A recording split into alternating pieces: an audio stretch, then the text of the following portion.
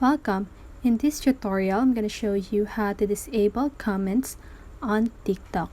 So if you want to know how I did it, just keep on watching. So if you're using an Android device, don't worry because the process is still the same. So go ahead and open your TikTok app.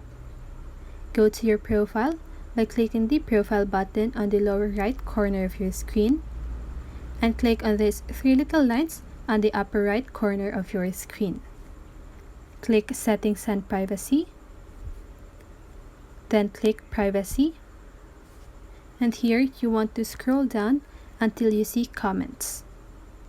And here you want to click this Comments, and here you want to choose No One.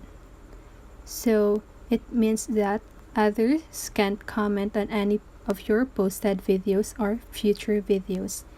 And that's how you disable your comments on TikTok. So I hope this video helps you, and if it did, make sure to like, subscribe, and hit the bell notification so you won't miss a video.